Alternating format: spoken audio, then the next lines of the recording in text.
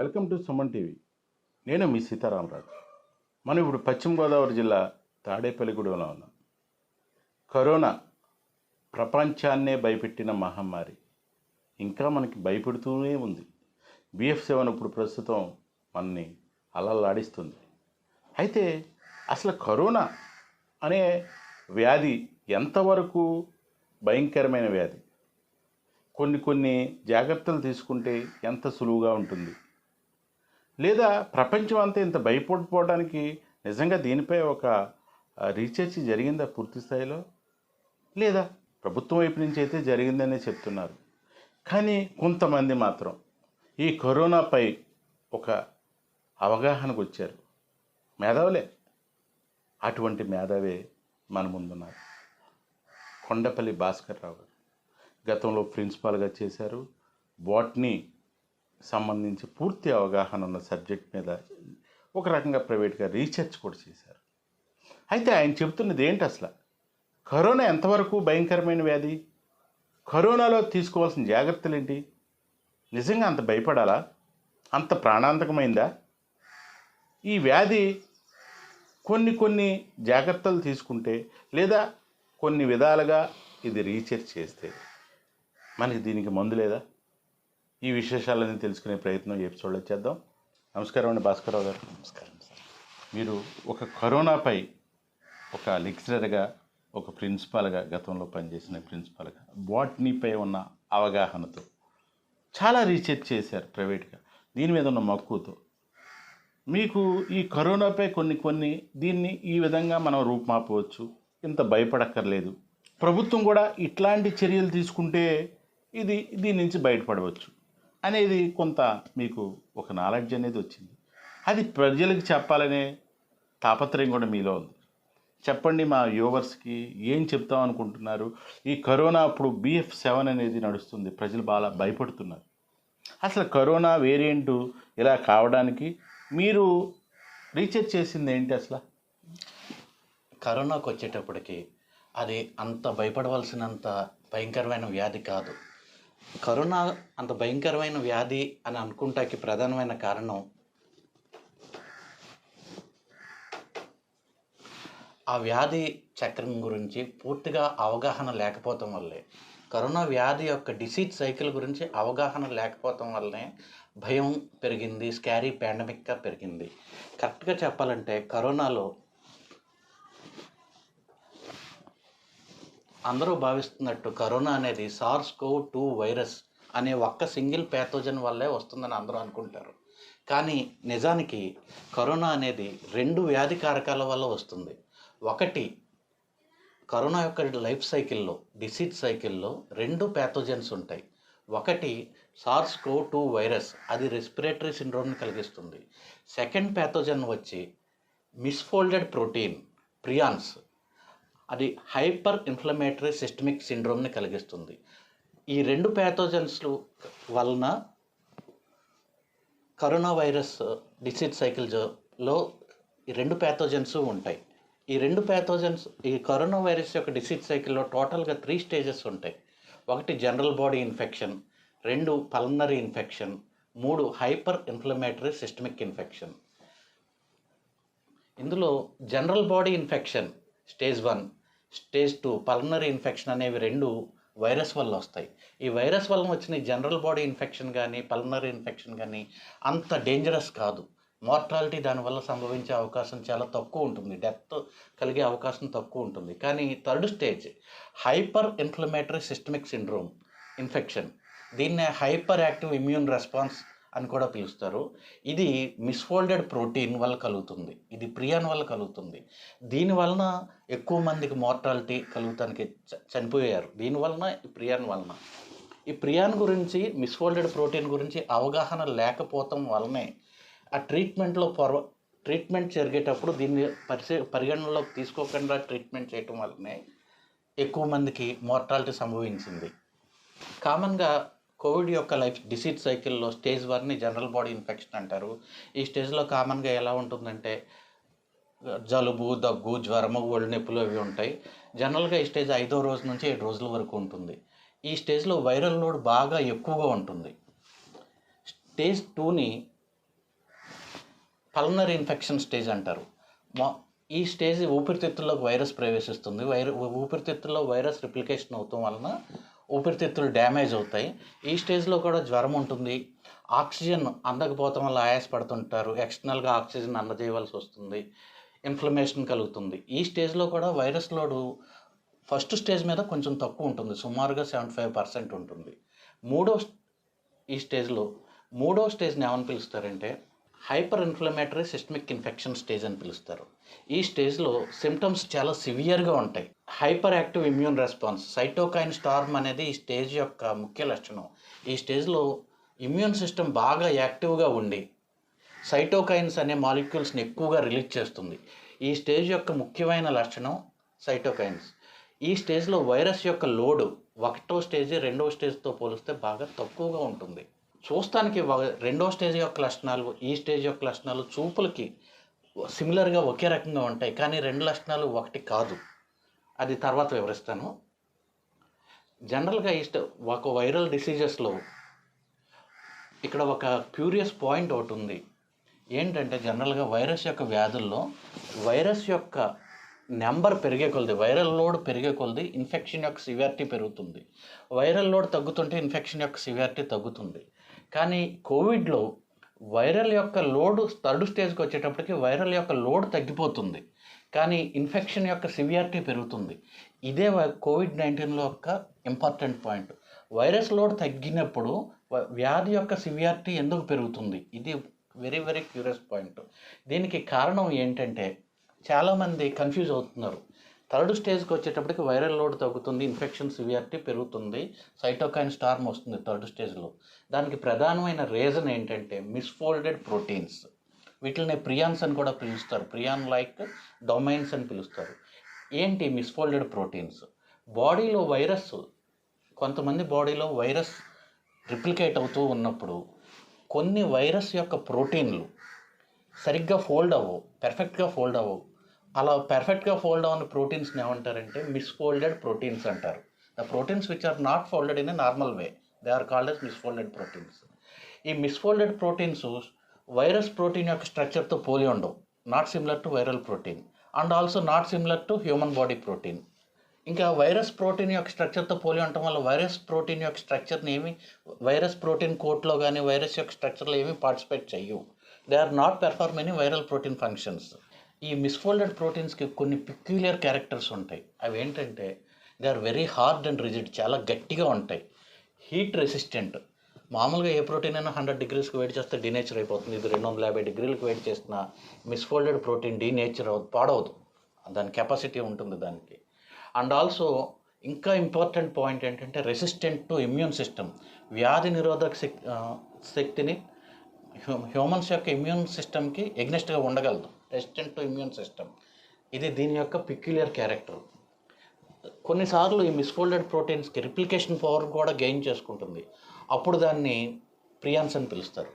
వాస్తవంగా భాస్కరరావు గారు, sir Indian ఇప్పుడు వాస్తవంగా మనం తట్టుకోగలిగిన శక్తి భారతదేశం హ్యూమనిటీ మామూలుగా బాగా ఎక్కువ ఉంటుంది, బాగా ఎక్కువ. దానివల్లే మనం ఎక్కువ మార్టాలిటీ లేదనేది ఉంది. ఎంతవరకు కరెక్టు? ఇండియన్లో స్టేజ్ 2 నుంచి బయటపడిపోయారు చాలామంది. అందువల్ల ఇండియన్స్ చాలా వరకు వైరస్కి రెసిస్టెంట్ కలిగి ఉన్నారు ఇండియన్ పీపుల్. అందువల్ల ఎక్కువగా బయటపడగలిగారు సార్. స్టేజ్ 2 నుంచి స్టేజ్ 3కి ఎక్కువ మంది వెళ్ళలేదు. అందువలన వాళ్ళు బయటపడ్డారు. మనకి ఇది రావడం అంటే స్టేజ్ 2 నుంచి స్టేజ్ 3కి వాళ్ళు ప్రియాన్స్ ఫార్మ్ అవ్వలేదు. మీరు చెప్తున్నారు చనిపోయిన వాళ్ళందరూ కూడా ప్రియాన్ వల్లే, వైరస్ వల్ల ఒకరు కూడా. ఈ ప్రియాన్స్ని మనం చాలామంది పట్టించుకోవటం లేదు, దీన్ని కొంచెం అశ్రద్ధ చేస్తున్నారు అనేది మీ భావన. ఎందుకు అట్లా జరుగుతున్నది? ఈ ప్రియాన్స్ అనేవి ఉన్నాయి అని పర్ఫెక్ట్గా ప్రూఫ్ మొన్న జనవరిలో కనిపెట్టారు. కోవిడ్-19 రిప్లికేషన్ జరుగుతున్నప్పుడు హ్యూమన్ బాడీలో ప్రియాన్స్ లైక్ డొమైన్స్ ఏర్పడుతున్నాయని ఒక అమెరికన్ రీసెర్చ్ ఇన్స్టిట్యూట్ కనిపెట్టింది, పబ్లిష్ చేసింది. పబ్లిష్ చేసిన తర్వాత దాని థెరపీ ప్రోటోకాల్లో మార్పు వస్తే ఆటోమేటిక్గా ఇదవుతుంది అనమాట సార్. ఇప్పుడు ఈ ప్రియాన్స్ వలన ఏం జరుగుతుందంటే బాడీలోకి ఎంటర్ అయినప్పటికీ ఈ మిస్ఫోల్డెడ్ ప్రోటీన్స్ అనేవి టోటల్గా new structure. Misfolded protein is similar work to approximately Priyan, totally new structure. Human immune system ఈ మిస్ఫోల్డెడ్ ప్రోటీన్ అన్నదాన్ని ఇంతకుముందు ఎప్పుడు చూడలేదు. This Priyan is not similar to human protein or viral protein. It is a total new structure. ఈ మీ ప్రియాన్ అనేది మన immune సిస్టమ్కి కూడా టోటల్గా న్యూ స్ట్రక్చర్. ఇది హ్యూమన్ ఇమ్యూన్ సిస్టమ్కి ఎలా కనిపిస్తుంది అంటే ఒక స్ట్రేంజ్ ఎలియన్ ప్రోటీన్లా కనిపిస్తుంది. కొత్త, ఇంతకుముందు ఎప్పుడూ చూడండి దాని మెమరీలో లేని ఒక కొత్త ప్రోటీన్లా కనిపిస్తుంది మిస్ఫోల్డెడ్ ప్రోటీన్. వాస్తవంగా భాస్కర్ గారు ఇప్పుడు వరకు ఎన్ని వేరియంట్స్ వచ్చినాయి మనకి? సుమారుగా ఇప్పుడు దాకా మనకి 11 వేరియంట్స్ దాకా వచ్చినాయి. ఇప్పుడు మనకి BF7 అనే వేరియంట్ తోటి 11 దాకా ఉంటాయి. ఈ BF7 అనేది 11 ఉంటాయి. బాగా పాపులర్ అయినవి ఇవి సార్. ఇంకా ఉన్నాయి సార్, ఇంకా పాపులర్, ఇప్పుడు బాగా స్ప్రెడ్ అయినవి. ఇప్పుడు BF7 అనేది ఎంతవరకు మనకి హానికారిగా ఉండొచ్చు, బయటపడొచ్చా, లేదా ఇది చాలా ప్రమాదకరమైందా? BF7లో అది ప్రియాన్స్ మిస్ఫోల్డెడ్ బాడీలో రిప్లికేట్ అవుతున్నప్పుడు అది మిస్ఫోల్డెడ్ ప్రోటీన్స్ని ఏర్పరచకపోతే అది మనకి అసలు హానికారే కాదు. జ్వరం కలిగిస్తుంది, ఊపిరితిత్తులను లైట్గా డ్యామేజ్ చేస్తుంది, వెళ్ళిపోతుంది. అది మన బాడీలో రిప్లికేట్ అవుతూ ఉన్నప్పుడు మిస్ఫోల్డెడ్ ప్రోటీన్స్ని కానీ ఏర్పరిచిందంటే అది డెఫినెట్లీ డేంజరస్. ఇప్పుడు మిస్ఫోల్డెడ్ ప్రోటీన్సే మనకు చాలా డేంజరస్ అయినవి. Misfolded proteins are the dangerous part in the COVID disease cycle. Virus is not a disease, not problematic. Virus replicate అవుతున్నప్పుడు ఏర్పడిన మిస్ఫోల్డెడ్ ప్రోటీన్స్ వల్లనే మార్టాలిటీ జరుగుతుంది. వైరస్ అయితే బాడీలో వస్తుంది, కాస్త లంగ్స్లో ఉన్న టిష్యూలో రిప్లికేట్ అవుతుంది, వాటిని డ్యామేజ్ చేస్తుంది, వెళ్ళిపోతుంది. ఇప్పుడు వాస్తవంగా ఈ మహమ్మారి నుంచి మనం తేలిగ్గా బయటపడాలంటే సామాన్య ప్రజానీకం కావచ్చు, కొంత వాళ్ళకి అసలు ఏమాత్రం చైతన్యం లేనోళ్ళు ఎలా బయటపడాలి అంటే మనకి ఇది పాత్ చెప్తాను సార్, క్లారిటీగా మనకు అర్థమవుతుంది. బాడీలో మనకి మార్టాలిటీకి కారణమైందే misfolded protein.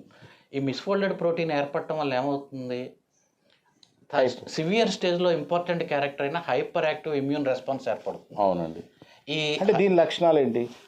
Hyper active immune response అంటే ఇమ్యూన్ సిస్టమ్, బాడీలో ఉన్న ఇమ్యూన్ సిస్టమ్ ఓవర్ యాక్టివ్ అయిపోతుంది. ఓవర్ యాక్టివ్ అయిపోయి సైటోకైన్స్ అనే మాలిక్యూల్స్ని రిలీజ్ చేస్తుంది. ఈ సైటోకైన్స్ ఏం చేస్తాయంటే బాడీలో ఉన్న డిఫరెంట్ పార్ట్స్కి వెళ్ళి అక్కడ ఫ్రీ రాడికల్స్ అనే మాలిక్యూల్స్ని రిలీజ్ చేస్తాయి. ఆ ఫ్రీ రాడికల్స్ బాడీలో డిఫరెంట్ పార్ట్స్కి చేరి ఆ ఫ్రీ రాడికల్స్ అనేవి బాడీలో ఉన్న డిఫరెంట్ పార్ట్స్లో ఫ్రీగా అవైలబుల్గా ఉన్న ఆక్సిజన్ అబ్జర్వ్ చేసేసుకుంటాయి. సో బాడీకి ముక్కు నుంచి ఎంత ఆక్సిజన్ అందజేసినా బాడీకి ఆక్సిజన్ సఫిషియెంట్గా ఉండదు. ఫ్రీ రాడికల్స్ బాడీలో ఫ్రీగా అవైలబుల్ ఉన్న ఆక్సిజన్ని అబ్జర్వ్ చేసేసుకుంటాయి. సైటోకైన్స్ డిఫరెంట్ బాడీ పార్ట్స్ని డ్యామేజ్ చేస్తుంది. నెక్స్ట్ రెండోది ఆక్సిడేటివ్ స్ట్రెస్. ఫ్రీ రాడికల్స్ వలన బాడీలో ఉన్న ఆక్సిజన్ని ఫ్రీ రాడికల్స్ అబ్జర్వ్ చేసేసుకోవడం వల్ల ఆక్సిడేటివ్ స్ట్రెస్ వస్తుంది. బాడీకి ఆక్సిజన్ సరిపోదు. థర్డ్ స్టేజ్లో ఈ మిస్ఫోల్డెడ్ ప్రోటీన్స్ మీద అటాక్ చేస్తూ ఇమ్యూన్ సిస్టమ్ ఓవర్ యాక్టివ్ అవుతుంది. ఓకేనండి. ఇమ్యూన్ సిస్టమ్ ఓవర్ యాక్టివ్ అవడం వల్ల సైటోకైన్స్ ఏర్పడతాయి. సైటోకైన్స్ ఫ్రీ రాడికల్స్ని రిలీజ్ చేస్తాయి. ఫ్రీ రాడికల్స్ వచ్చి అవైలబుల్ ఆక్సిజన్ని అబ్జర్వ్ చేసేసుకుంటాయి. అది సార్. ఇంకా బాడీకి ముక్కు నుంచి ఎంత ఆక్సిజన్ అందజేసినా సరే ఓవరాల్గా ఇప్పుడు మనం చాలా సబ్జెక్ట్ మాట్లాడుకున్నాం ఈ దానికి సంబంధించి. ఓవరాల్గా మీరు మనకు పబ్లిక్ అవేర్నెస్ కావచ్చు, మనం ఈ కరోనా అనే మహమ్మారి చాలా వేరియంట్స్ అది ఒక ఓస్తర వెళ్ళరా రూపురేఖలు మార్చుకుంటూ వస్తుంది. ఇప్పుడు దీని నుంచి మనం బయటపడాలంటే పబ్లిక్ కానీ ఎవరైనా కానీ ఎటువంటి జాగ్రత్తలు తీసుకోవాలి మీరు చెప్పేయండి. ఈ వ్యాధి నుంచి బయటపడాలంటే చాలా సింపుల్ సార్. ఇది స్టేజ్ 1 నుంచి స్టేజ్ 3కి, స్టేజ్ 1, 2 నుంచి స్టేజ్ 3కి వెళ్ళకూడదు. అంటే వైరల్ ఇన్ఫెక్షన్ స్టేజ్ నుంచి మిస్ఫోల్డెడ్ ప్రోటీన్ ఉన్న స్టేజ్కి వెళ్ళకూడదు. పబ్లిక్కి మనకి అవగాహన కలిగేలా చెప్పండి. మొదటి స్టేజ్ నుంచి రెండవ స్టేజ్ ఏమీ ప్రాబ్లం కాదు, సింపుల్. ఫస్ట్ స్టేజ్ ఏంటి, జనరల్ బాడీ డిస్కంఫర్ట్. దగ్గు, జ్వరం, జలుబు వస్తుంది. ఊపిరితిత్తులు లైట్గా డ్యామేజ్ అవుతాయి. థర్డ్ స్టేజ్కి అసలు బాడీలో అన్ని పార్ట్లు డ్యామేజ్ అవుతాయి. ఈ ఫస్ట్ సెకండ్ స్టేజ్లో ఏం జాగ్రత్తలు తీసుకోవాలి? ఫస్ట్ సెకండ్ స్టేజెస్ నుంచి థర్డ్ స్టేజ్కి వెళ్ళకుండా ఉంటే పేషెంట్ సర్వైవ్ ఏం చేయాలండి? ఇప్పుడు ట్రీట్మెంట్లో ఫస్ట్ సెకండ్ స్టేజ్ నుంచి థర్డ్ స్టేజ్కి వెళ్ళకుండా ఉండటం అంటే ప్రియాన్స్ ఏర్పడకుండా ఆపేయటమే. ప్రియాన్స్ ఏర్పడకుండా ఆపేయాలంటే ఏం చేయాలి? చెపరోన్స్ అని ఒక మాలిక్యూల్స్ ఉంటాయి సార్. చెపరోన్స్ అని మాలిక్యూల్స్ ఉంటాయి. ఈ చెపరోన్స్ చేసే పని ఏంటంటే ప్రోటీన్స్ని కరెక్ట్గా ఫోల్డ్ అయ్యేటట్టు చేస్తాయి. Chaperones are the molecules which promotes the folding of proteins properly. First స్టేజ్లో సెకండ్ స్టేజ్లో నుంచి కూడా యాంటీవైరల్ మెడిసిన్స్తో పాటు చెప్రోన్స్ని కూడా వాడారనుకోండి ఇంకా చెప్రోన్స్ అంటే పబ్లిక్ అర్థమయ్యేలా చెప్పండి ఒకసారి. చెప్రోన్స్ అనేవి ఒక రకమైన ఫార్మలాజికల్ చెప్రోన్స్ అనేవి ఒక రకమైన కెమికల్స్ అండి, మెడిసిన్స్ వాడాలి. మెడిసిన్స్ వాడాలండి. ఈ చెప్రోన్స్ అనే మెడిసిన్స్ చేసే పని ఏంటంటే ప్రోటీన్స్ని కరెక్ట్గా ఫోల్డ్ అయ్యేటట్టు ప్రమోట్ చేస్తాయి సార్, మిస్ఫోల్డ్ అవ్వకుండా ఆపుతాయి, అంటే ప్రియాన్స్ని ఏర్పడకుండా ఆపుతాయి. ఫస్ట్ స్టేజ్లోను సెకండ్ స్టేజ్లోను యాంటీవైరల్ మెడికేషన్తో పాటు ఈ చెప్రోన్స్ని కూడా వాడారనుకోండి ప్రోటీన్స్ కరెక్ట్గా ఫోల్డ్ అవుతాయి. చాలా వరకు మనకు ఇప్పుడు ప్రకృతి సిద్ధంగా లభించే నిమ్మకాయలు వాడితే దగ్గు తగ్గిపోతుంది, లేకపోతే పసుపు వాడితే యాంటీబయాటిక్, నాన్ వెజ్ తింటే ఒక విధమైన శక్తి వస్తుంది, హ్యూమనిటీ ఉండాలి, హ్యూమనిటీ లేకపోవడం వల్ల చాలామంది వీక్ అయిపోయి చనిపోతున్నారు అంటారు. దీనికి ఏం చెప్తారు మీరు? న్యాచురల్గా పసుపులో యాంటీబయాటిక్ ప్రాపర్టీస్ ఉంటాయి, నిమ్మకాయలో యాంటీ ఆక్సిడెంట్ ప్రాపర్టీస్ ఇవి ఉంటాయి, మంచిదే సార్, వాడచ్చు. అని ఇవి కూడా వాడచ్చు. హ్యూమనిటీ కోసం కొంచెం శక్తివంతమైన ఆరోగ్యకరమైన ఫుడ్స్ కూడా తినాలి. స్టేజ్ సెకండ్ స్టేజ్ వచ్చేటప్పటికి ఇమ్యూనిటీ సార్, ఇమ్యూనిటీ బాగుండాలి, యాంటీవైరల్ డ్రగ్స్ వాడాలి. థర్డ్ స్టేజ్కి వెళ్ళకుండా ప్రికాషన్ తీసుకోవాలి. థర్డ్ స్టేజ్ అంటే ప్రియాన్స్ ఏర్పడకుండా, మిస్ఫోల్డెడ్ ప్రోటీన్స్ ఏర్పడకుండా ప్రికాషన్ తీసుకోవాలి సార్. ఆ ప్రికాషన్ ఏంటంటే చెప్రోన్స్ వాడాలి, యాంటీవైరల్ డ్రగ్స్తో పాటు చెప్రోన్స్ వాడాలి. యాంటీవైరల్ డ్రగ్స్తో పాటు చెప్రోన్స్ కూడా కలిపి వాడారనుకోండి థర్డ్ స్టేజ్కి వెళ్ళరు. ఒక 10 రోజుల్లో హాస్పిటల్ నుంచి బయట, మామూలుగా ఇంట్లో ఉంటే వారం రోజుల్లో దగ్గు జ్వరం జలుబుతో తగ్గిపోతుంది, లేదంటే 10 రోజులు హాస్పిటల్లో ఉంటాడు, ఊపిరితిత్తులు డ్యామేజ్ అవుతాయి, ఇంటికి వెళ్ళిపోయి కవర్ అయిపోతారు. థర్డ్ స్టేజ్కి వెళ్ళాడంటే రికవర్ అవ్వాలంటే చాలా కష్టం. భాస్కరరావు గారు, నేను ఇంకో విషయం కూడా చెప్తాను. సామాన్య పల్లెటూరు వాతావరణంలో కానీ సిటీలో కానీ ఈ మధ్యకాలంలో ఒకటి వచ్చింది ఏంటంటే, అది ధైర్యంగా ఉంటే కరోనా ఎదుర్కోవచ్చు. కొంతమంది చాలా భయపడిపోవడం వల్ల కూడా కరోనా మార్టాలిటీ వచ్చింది అంటున్నారు. ఇది ఏంటి, ఇది ఒక రూమరా లేకపోతే నిజంగా కూడా ధైర్యంగా ఉండటం వల్ల ఈ వ్యాధిని ఎదుర్కోవచ్చు అంటారా? మానసికమైన స్ట్రెస్, ఒత్తిడి కూడా ఇమ్యూనిటీ మీద ప్రభావం చూపిస్తారు సార్. మానసికంగా భయపడుతున్నా మన బాడీలో కొన్ని రకాలైన బయోకెమికల్ చేంజెస్ జరిగి ఇమ్యూనిటీలో మార్పులు వస్తాయి. మానసిక ఒత్తిడి కూడా ఉండకూడదు. మానసిక ఒత్తిడి కూడా మన శరీరంలో ఉన్న వ్యాధి నిరోధక శక్తి మీద ప్రభావం చూపిస్తుంది, పెంచుతుంది, తగ్గించేస్తుంది. మానసిక ఒత్తిడి వ్యాధి నిరోధక శక్తిని తగ్గిస్తుంది సార్. మానసిక ఒత్తిడి ఎక్కువగా ఉందనుకోండి వ్యాధి పెరుగుతుంది. మానసిక ఒత్తిడి తక్కువ ఉందనుకోండి ఆటోమేటిక్గా మీరు చెప్తున్నట్టు చెప్రాన్స్ లాంటివి వాడారనుకోండి ఆటోమేటిక్ క్లియర్ అయిపోతుంది. అంటే ఏ చెప్రాన్స్ వాడాలి, ఏ చెప్రాన్స్లో చాలా రకాలు ఉంటాయి ఫార్ములా, అవి గవర్నమెంట్ ఇన్వెస్టిగేషన్ చేసి ప్రజలకు అందేటట్టు చేస్తే చాలా మందికి ఓవరాల్గా ఫైనల్గా ఇప్పుడు BF7 గురించి ఒక మాట చెప్పండి. అసలు ఏంటిది, ఇది అంత భయంకరమైన వ్యాధా లేకపోతే కొంచెం మీరు చెప్తున్నట్టు చెప్రాన్స్ ఇవన్నీ ఓడితే తగ్గిపోతుందా? BF7 అనేది కూడా ఎటువంటి జాగ్రత్తలు తీసుకోవాలి? కోవిడ్లో లాంటి ఒక వేరియంటే, బట్ అది డేంజరసా కాదా అన్నది మనకు తెలవాలంటే అది ప్రియాన్స్ని, మిస్ఫోల్డెడ్ ప్రోటీన్స్ని ఏ రేషియోలో ఏర్పరుస్తుంది అన్నది మనకు తెలియాలి. అది తెలియకుండా అది డేంజరసా కాదా అని మనం చెప్పలేము.